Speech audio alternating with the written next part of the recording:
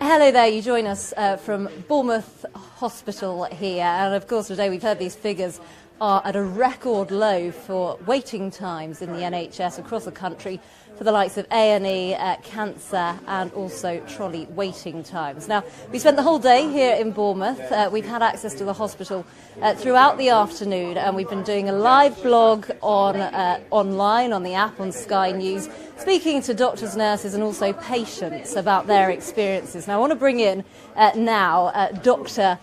Martin. Just talk us through how much pressure is there on the NHS at the moment? So I can talk about our emergency department, I can talk about flow. There's a lot of pressure on our staff to perform, to maintain patient safety, to maintain patient flow, and we work very hard to try and maintain that. But there's a lot of pressure, and that pressure is 12 months of the year now, so it's not just winter. We see more patients in the summer than we do in the winter, actually. We see a slightly different type of patient, but effectively we see more patients in the summer. There's a lot of pressure on the nursing staff and the junior doctors and middle grade doctors to try and see those patients quickly, to try and treat them according to national guidelines and to try and treat them quickly. And how serious and how bad has it got here? Just talk me through. So we've been able to weather the storm to an extent, not by doing anything particularly revolutionary, just by certainly as an ED, applying pressure on the rest of the trust to maintain flow, by looking at our protocols, by looking at our referral policies to other specialties, and to try and get those patients that need treatment treated here and then move them to the specialist area for ongoing care.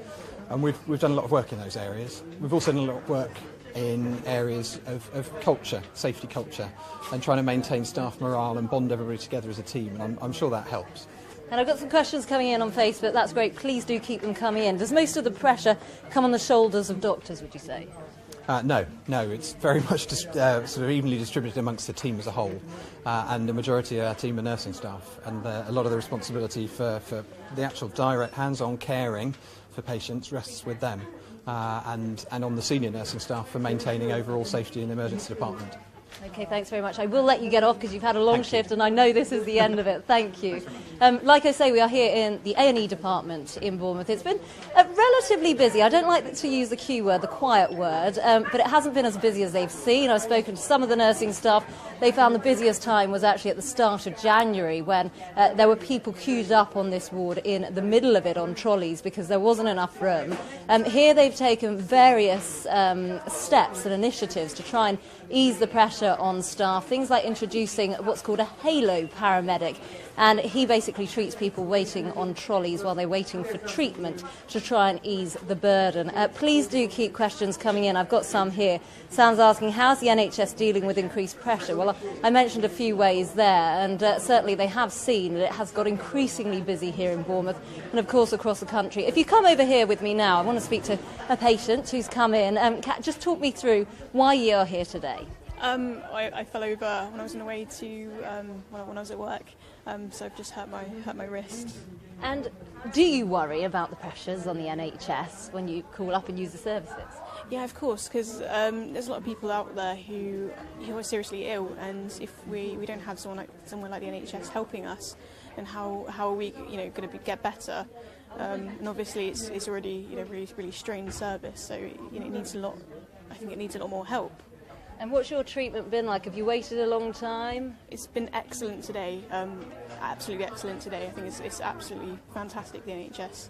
However, you do hear of these things like people being stuck in busier periods of times, and I just think it's not right to kind of push a service so much, especially a great service. And would you pay more in taxes to try and keep the NHS going, keep it afloat? Of course I would. It's about our health, isn't it? So you can't really put a price on that. Okay, thanks very much. I have to say I have been tweeting the experiences of all sorts of patients, doctors, nurses today. Lots of people telling me that they would pay more in taxes to ensure that the NHS is still well run and kept going. There are a lot of other people I've spoken to. The chief executive here says around 70% of the patients, in fact, are over the age of 65. So there is a huge ageing population. I want to introduce you now to Jen, who is the sister here, pretty busy. What is it like here on a daily basis? It is a busy department, but there's ebbs and there's troughs in the way that it goes. So at the moment, as you can see, there's not actually that many patients in the department. But when it's busy, it's full on, and it can be a really sort of on-the-go place to be. But that's why we love our jobs. And whose job is it to fix the NHS? I mean, is it the government or...? I'm working in the emergency department here at this hospital, and I think here at this hospital we're doing really well at the moment in giving safe care to all of our patients, and we're doing our best to make sure it's of really good quality care that they're receiving. And are you noticing that it's busier at the moment than it has ever been, like these figures that we've seen released today? So I think particularly January and the end of December were very, very busy periods here in this hospital, but there always are surges in attendances, and throughout the year we will see a further surge in attendance March, April onwards as the tourists start arriving in the area and come and enjoy our beaches. And obviously there's a high ageing population here. Does that put Absolutely. Pressure on the services and on social care? It does mean that there's a special size of clientele that we see that are over the age of 75, and obviously that increases the demands on our social care locally. There's lots of patients who come in that are here because they have social needs as opposed to medical needs. So that's definitely something that you notice working more in this area than in an area with a younger population. And what kind of initiatives, I've got some questions coming in here, what kind of initiatives are there to try and, ease the burden? So here we've been working very closely with the ambulance crews in order to try and reduce the wait for ambulance handovers, which is really helping both the patients that are home in the community, because they get the ambulance crews back onto the road quicker and get the patients picked up quicker. So we now have an ambulance personnel in the department from 12 till 12, and they're there to help with ambulance handovers, and if there's ever a wait to offload ambulances, we can have them taking care of those patients whilst they're waiting.